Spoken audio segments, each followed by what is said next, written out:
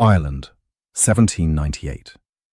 To the modern eye, the rolling green hills of Wexford or the rugged coast of Mayo suggest a timeless tranquility. We see stone walls, quiet villages, and the enduring beauty of the Emerald Isle. But if you know where to look, the land tells a different story. It speaks of a summer where the fields ran red, where neighbours turned on neighbours, and where the might of the British Empire was tested not on a foreign continent, but in its own backyard. This is the story of the 1798 rebellion, a conflict often overshadowed by the later struggles for independence. Yet it remains perhaps the most violent and chaotic chapter in Irish history.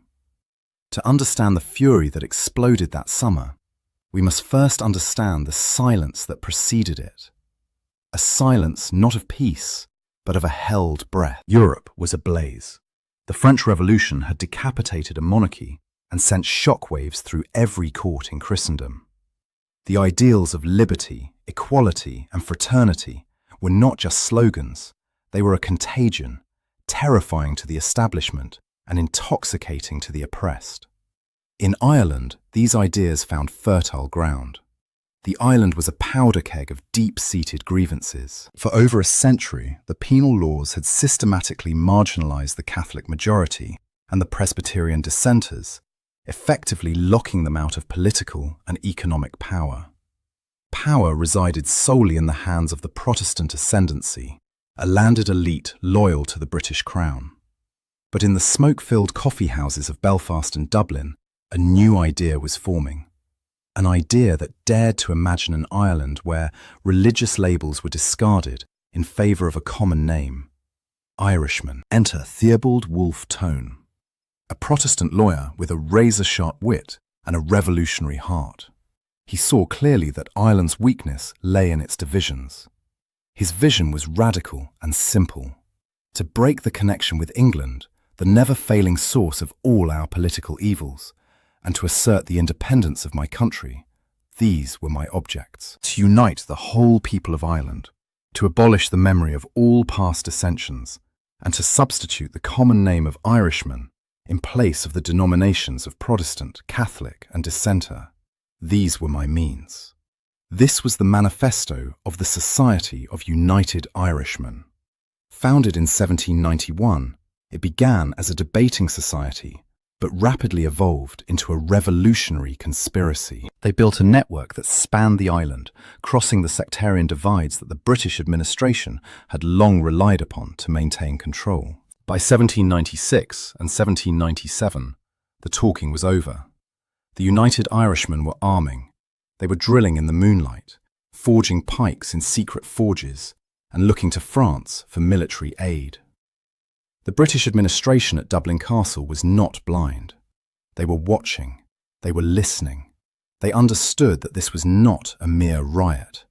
It was an existential threat to British rule in Ireland.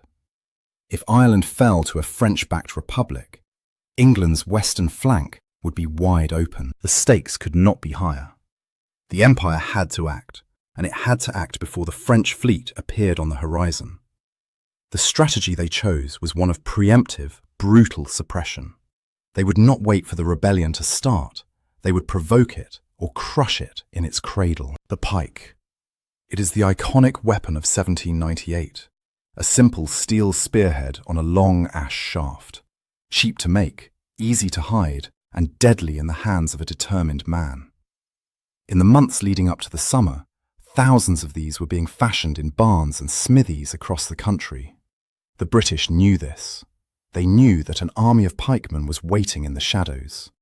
To draw them out, General Gerard Lake unleashed a campaign of terror known as the Dragooning of Ulster. Soldiers were quartered in the homes of suspected rebels, eating their food, insulting their families, and demanding the surrender of weapons.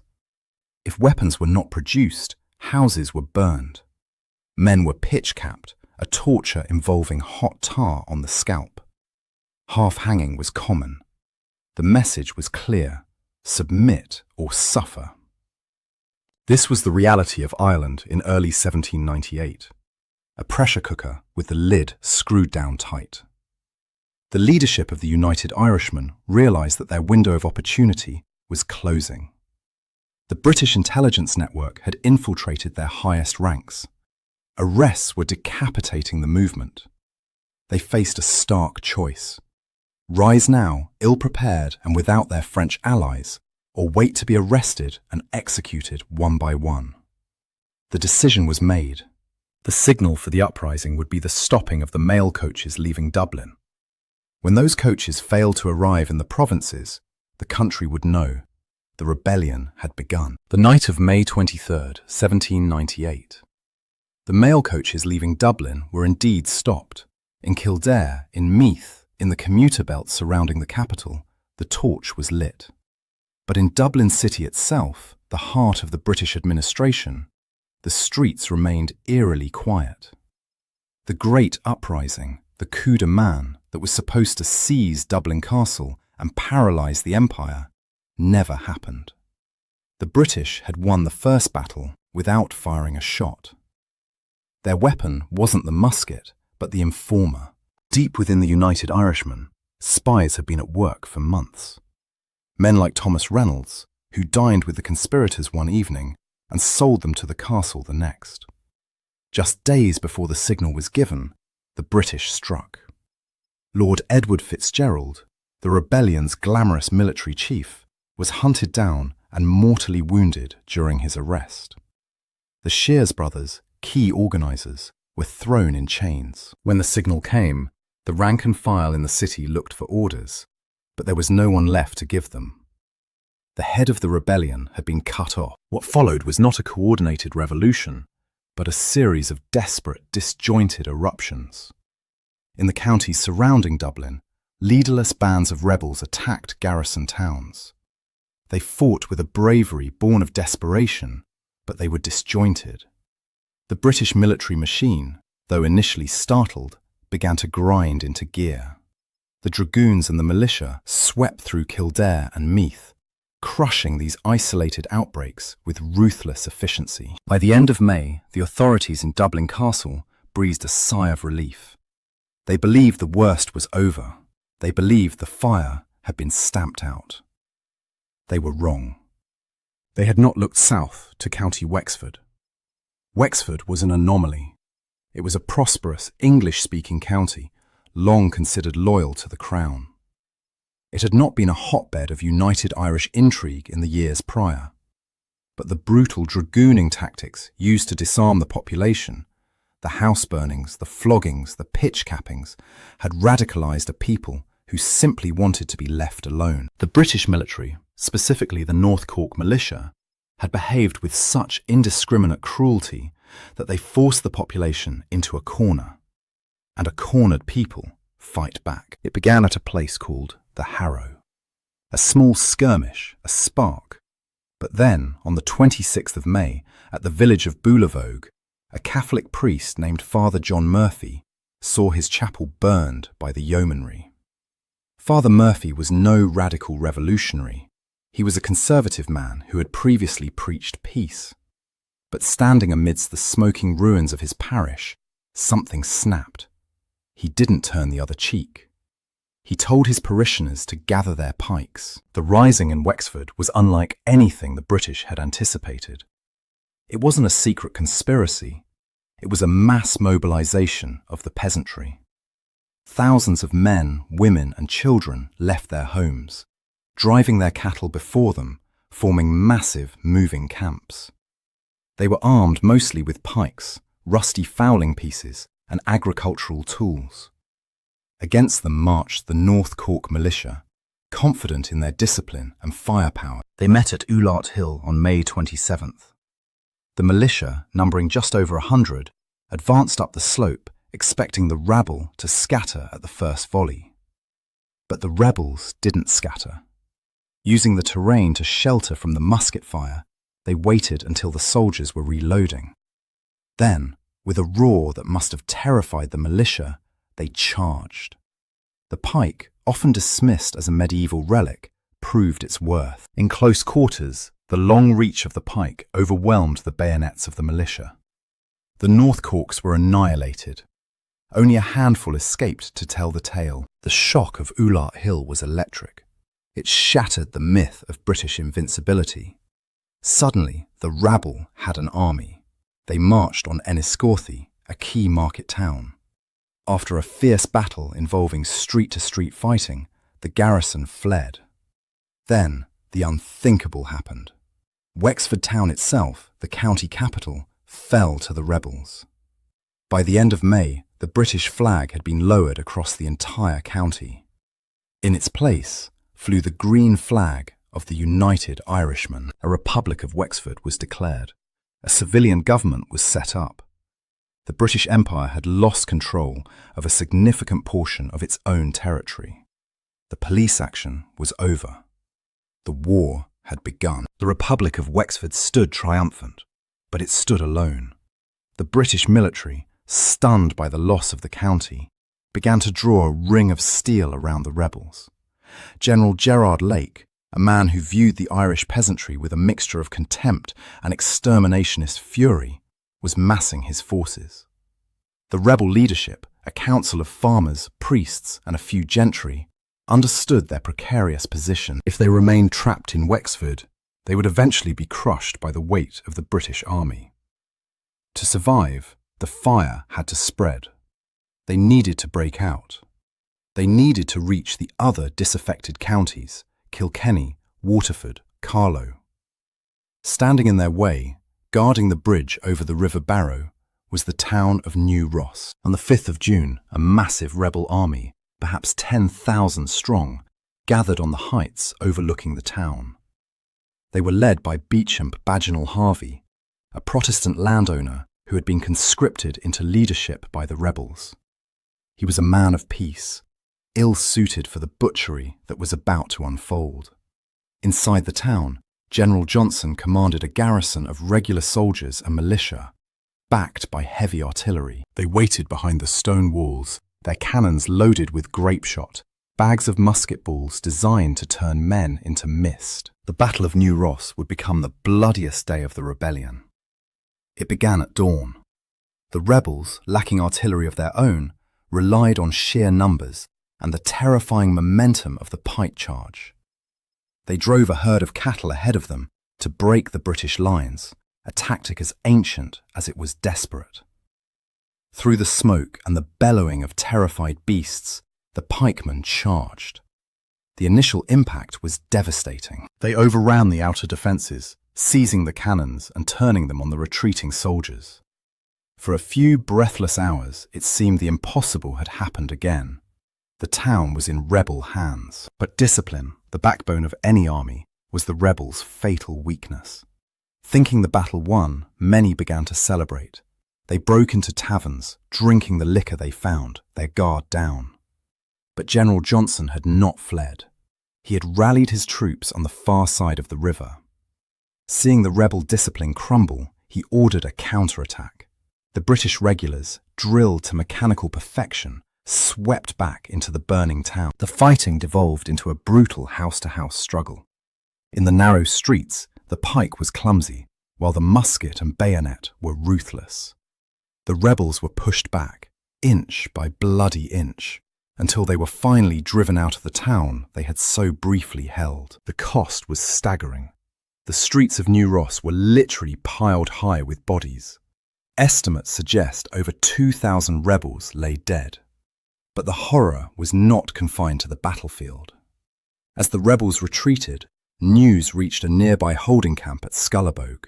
There, a group of rebels, enraged by reports of the army executing prisoners in New Ross, committed an atrocity that would stain the rebellion's legacy forever. They herded over 100 loyalist prisoners, men, women, and children, most of them Protestants, into a barn and set it alight. The massacre at Scullabogue Barn was a turning point, not militarily, but morally.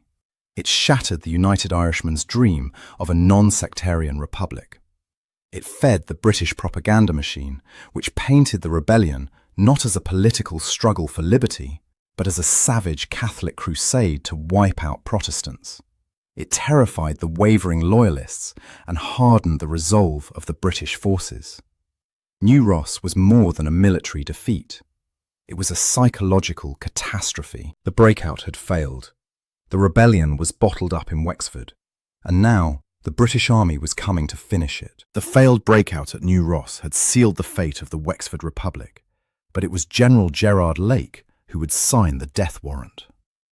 Lake was a soldier of the old school, brutal, efficient, and utterly lacking in sentiment.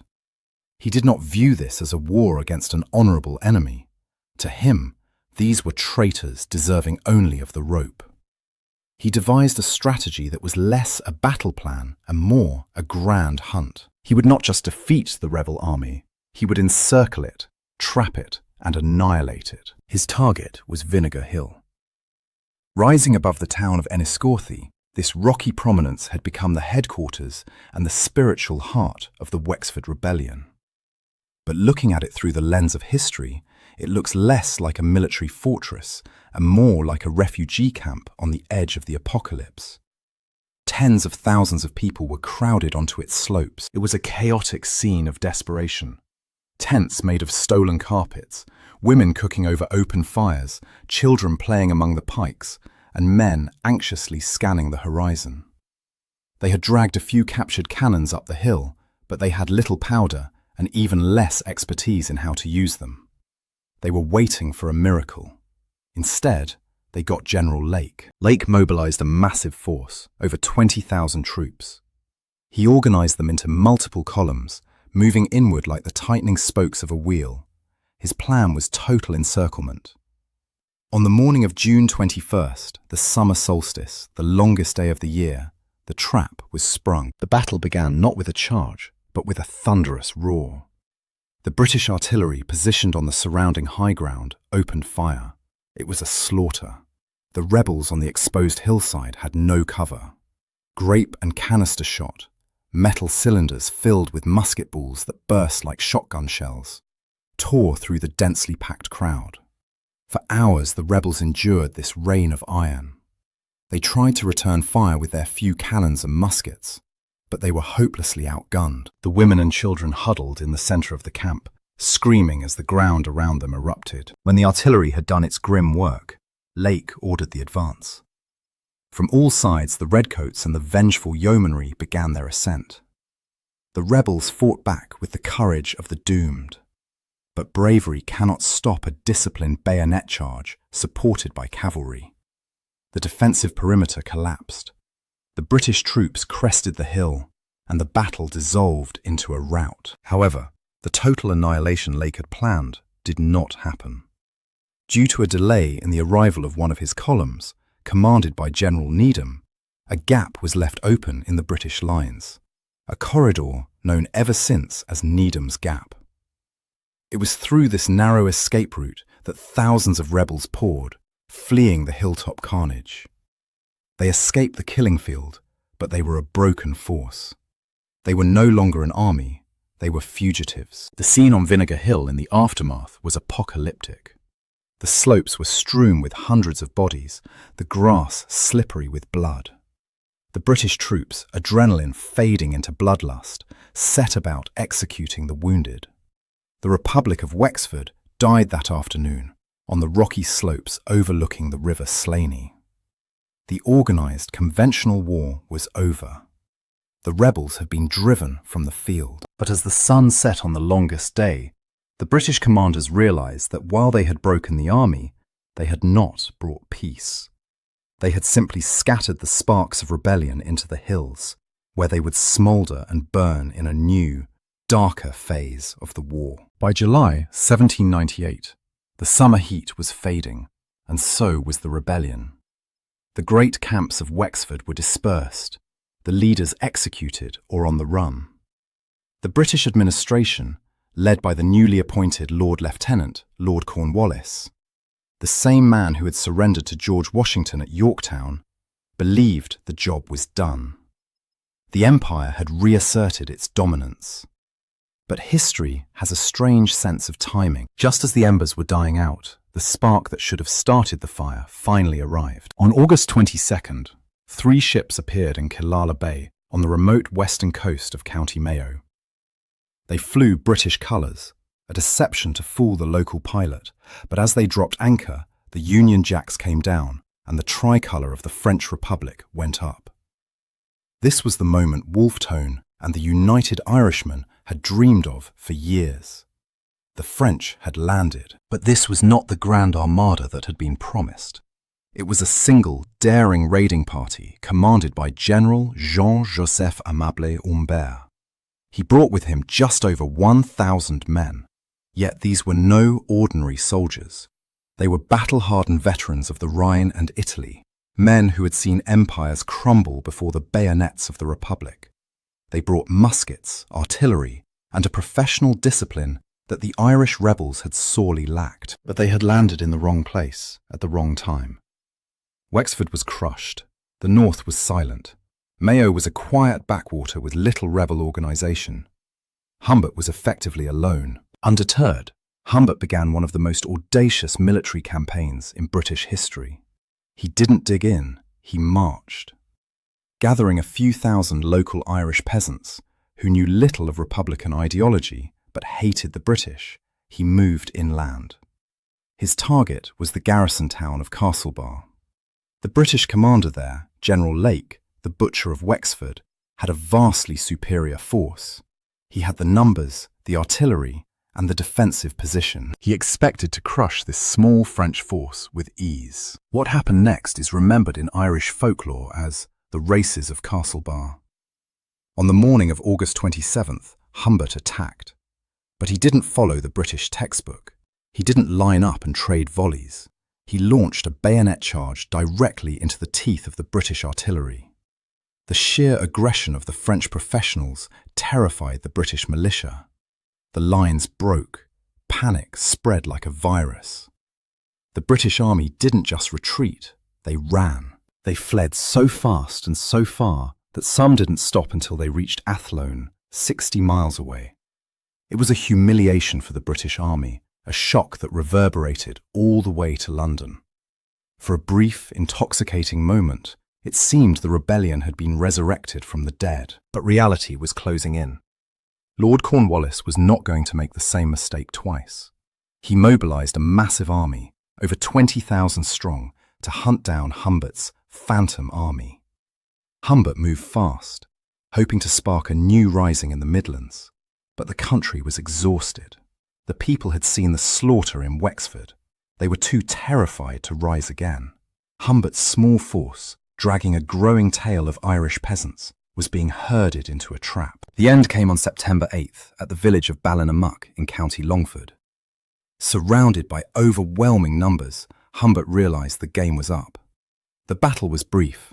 After a short exchange of fire, the French officers signalled their surrender. And here, the stark reality of the conflict was laid bare. The surrender at Ballinamuck was a gentleman's agreement between professional soldiers. The French were treated with honour, wined and dined by the British officers, and eventually repatriated to France. They were enemies of the state, but they were civilised enemies.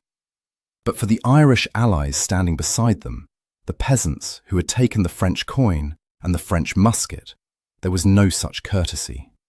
They were traitors. As the French were marched away to captivity, the British turned their guns on the Irish. Hundreds were slaughtered in the bog where they stood. Those who escaped were hunted down in the weeks that followed. The year of the French had lasted just 17 days. It ended not with a revolution, but with a reminder.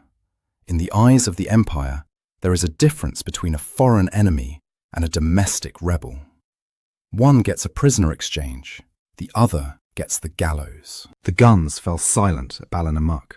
The last French ship sailed away. The great armies of the king disbanded and returned to their barracks. On the map, the rebellion of 1798 was over. The red ink of the British Empire had successfully blotted out the green. But for the people of Ireland, the horror was just beginning. The end of the war did not bring peace. It brought the White Terror. When the regular British army, the professionals, withdrew, they left the countryside in the hands of the yeomanry. These were not professional soldiers. They were local militias, raised from the Protestant population, neighbours of the men they had just been fighting. They had seen their houses burned, their families threatened, and their position in society challenged. Now, holding the whip hand, They wanted more than justice. They wanted revenge. What followed in the autumn and winter of 1798 was a campaign of systematic retribution that makes for grim reading. It was a time when the rule of law evaporated, replaced by the rule of the musket and the rope. The yeomanry rode through the countryside like the four horsemen, dispensing justice on the spot. If a man had short hair, the sign of a croppy or revolutionary, he was liable to be pitched-capped or hanged from the nearest tree. Chapels were burned simply for being Catholic. Houses were torched on the suspicion that a rebel might have once slept there. One figure from this period stands out, a grotesque avatar of the times, Lieutenant Heppenstall of the Wicklow militia. He earned the nickname the Walking Gallows. A giant of a man, he would roam the countryside, and upon finding a suspect, he would not bother with a trial or even a rope. He would reportedly strangle men with his own hands or hang them over his own tall shoulders until they were dead.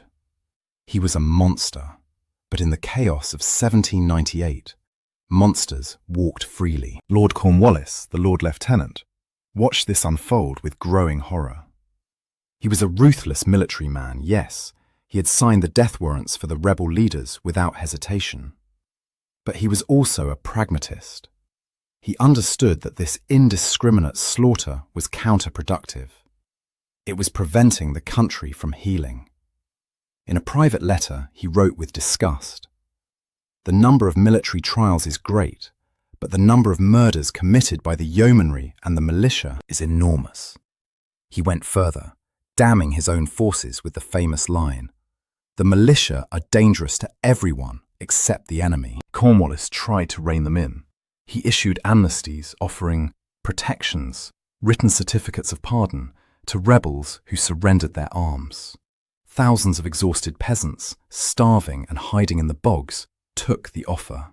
They walked into the garrison towns, handed over their pikes, and received a scrap of paper that stood between them and the gallows. But even these protections were often ignored by the vengeful local militias. A piece of paper could not stop a bullet in a lonely lane at midnight. The terror served a purpose. It broke the spirit of the rebellion in a way that military defeat never could. It wasn't just about killing rebels. It was about traumatizing a population into submission. It was about creating a memory so painful that no one would dare speak of liberty or republic for a generation. The heads of the executed rebel leaders were cut off and spiked on the railings of public buildings in Wexford and Dublin. A medieval warning in the age of enlightenment. They rotted there for months, grinning skulls staring down at the passers-by, a constant reminder of the price of defiance. By the time the snow fell in the winter of 1798, the screaming had stopped. A sullen, terrified silence descended on the land. The United Irishmen were smashed, the French were gone, the pikes were hidden in the thatch or rusting in the bogs. The Empire had restored order. But it was the order of the graveyard, and amidst the ruins, the British government saw an opportunity. They decided that the problem wasn't just the rebels, it was the way Ireland was governed. It was time for the final solution to the Irish question. The musket smoke had barely cleared when the political sharks began to circle. In London, Prime Minister William Pitt the Younger looked across the Irish Sea and saw a failed state. The rebellion of 1798 had proven to him that the Protestant ascendancy in Dublin was incapable of governing Ireland safely. Their brutality had provoked the uprising, and their incompetence had nearly lost the island to France. Pitt decided that the experiment of a separate Irish kingdom was over. If Ireland was to be secure, it had to be absorbed. The solution was the Act of Union. This was not a military conquest, but a bureaucratic one. It was a war fought not with pikes and cannons, but with titles, pensions, and cold, hard cash. The target was the Irish Parliament itself, a grand assembly on College Green in Dublin. For the union to happen, this Parliament had to vote for its own extinction. It was akin to asking a turkey to vote for Christmas. The members of the Irish House of Commons were the elite, the landowners, the very men who enjoyed the power and prestige of their own legislative body. Why would they surrender it to become a minor minority in a distant London Parliament? The task of convincing them fell to Lord Castlereagh, the Chief Secretary for Ireland. He was a man of icy intellect and few scruples. He understood that every man has his price, and he set about finding the price of the Irish MPs. What followed was perhaps the most cynical exercise in British political history. A slush fund was opened. Peerages were handed out like party favours. If you were a commoner, you could become a lord. If you were a lord, you could become an earl. If you needed money to pay off your gambling debts, the treasury was open. The corridors of power in Dublin became a marketplace. Votes were bought and sold with shameless openness. But cash alone wasn't enough. Pitt needed the support, or at least the silence, of the Catholic majority. He made a secret promise to the Catholic bishops: support the Union, and London will grant Catholic emancipation, the right for Catholics to sit in Parliament and hold high office. The bishops, desperate to escape the local tyranny of the Protestant ascendancy, agreed. They believed that a distant government in Westminster would be more tolerant than their sectarian neighbours in Dublin. It was a deal with the devil that they would come to regret. The debate raged through 1799 and 1800. The rhetoric was soaring. Henry Grattan, the great orator of Irish liberty, dragged himself from a sickbed, dressed in the old volunteer uniform, to plead against the death of his country's independence. He spoke of Ireland's ancient rights, of the dignity of a nation. But eloquence could not compete with the rustle of banknotes. On August 1st, 1800, the final vote was cast. The Act of Union was passed. The Irish Parliament, which had sat for over 500 years, was dissolved. The mace, the symbol of its authority, was taken away. The building itself was sold and eventually became a bank, a fitting tombstone for a parliament sold for gold. On January 1st, 1801, the new political entity came into existence: the United Kingdom of Great Britain and Ireland. The Union Jack was redesigned to include the cross of St. Patrick. To the outside world, it looked like a consolidation of strength. Britain was now one united realm, secure against the French threat. But beneath the surface, the foundation was rotten. The promise of Catholic emancipation was immediately broken by King George III, who claimed it violated his coronation oath. The Catholics had been betrayed. The Protestants had been bribed. The union was a marriage forced at gunpoint and sealed with a lie. The irony was bitter. The United Irishmen had risen to break the connection with England. Their failure resulted in that connection becoming absolute. Instead of a free republic, they got a submerged province. But in destroying the Irish Parliament, Pitt had unwittingly removed the buffer between the Irish people and the British government. Now, every grievance, every famine, and every injustice could be laid directly at the door of Westminster. The stage was set for a century of struggle that would make 1798 look like a mere prologue. Today, if you walk the slopes of Vinegar Hill, the wind whistles through the long grass. It is a peaceful place, commanding a view of the patchwork fields that make Ireland so beautiful. There are no crumbling fortresses, no great monuments to the thousands who died there. The physical scars of 1798 have long since healed. The towns were rebuilt, the burned chapels reconstructed, and the mail coaches eventually ran on time again. But in history, invisibility is not the same as absence. The rebellion of 1798 did not disappear. It went underground. It became the ghost that haunted the British Empire for the next century. The immediate tragedy of the rebellion was the death of the United Irish Dream. Wolfe Tone's vision of a brotherhood of affection between Protestant, Catholic, and Dissenter was buried in the mass graves of Wexford. In the fires of Scullabogue and the reprisals of the yeomanry, the sectarian divide was not healed, it was cauterized. The rebellion drove a wedge between the communities that would define Irish politics for the next 200 years. The Protestant population, terrified by the near miss of 1798, rallied to the Crown and the Orange Order, seeing the Union as their only shield against a Catholic majority. The Catholic population, stripped of their leadership and crushed by the White Terror, turned inward, nursing a deep and abiding sense of grievance. The colours of the island were no longer blending. They were separating into orange and green, two parallel lines that would rarely meet. But beneath the surface of this divided society, a new tradition was born. The tradition of physical force republicanism. The defeat of 1798 was total, but it was interpreted not as a judgment of God, but as a failure of tactics. The lesson learned by the next generation of rebels was not "don't fight," but "fight better." The pike was hidden in the thatched roof of the cottage, rusted perhaps, but ready to be taken down by the next generation. This concept of the pike in the thatch became a potent symbol in Irish folklore. It represented a resistance that was defeated but never conquered, a defiance that waited in the shadows. This memory was kept alive not in history books, which were written by the victors, but in songs. In the pubs and kitchens of rural Ireland, people sang "The Rising of the Moon," "Boulavogue," and "The Wind That Shakes the Barley." These ballads transformed the brutal, chaotic slaughter of the rebellion into a romantic, heroic myth. They turned the defeat into a blood sacrifice, a down payment on a future freedom. When the rebels of 1916 marched out to fight the British Empire in Dublin over a century later, they did so explicitly invoking the memory of 1798.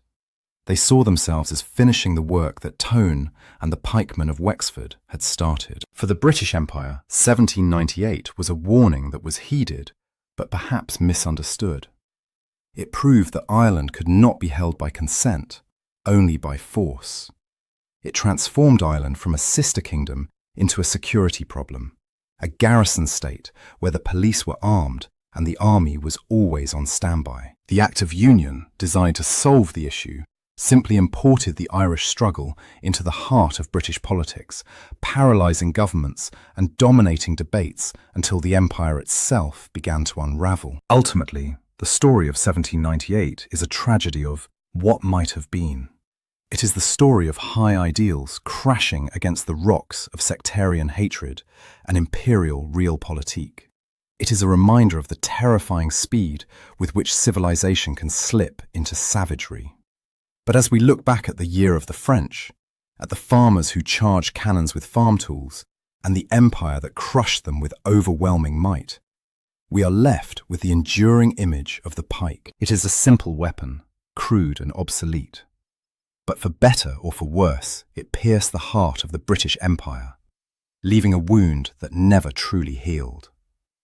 The rebellion was suppressed, the leaders were hanged, and the Union was signed. But the question that 1798 asked, the question of who rules Ireland and in whose name, remained unanswered. Echoing down the generations, a thunder that would roll on long after the summer storms of 1798 had passed. And that, if you enjoyed this deep dive into the Redcoats era, please leave a like, it really helps the channel. Share this video with anyone fascinated by military history, and let me know in the comments.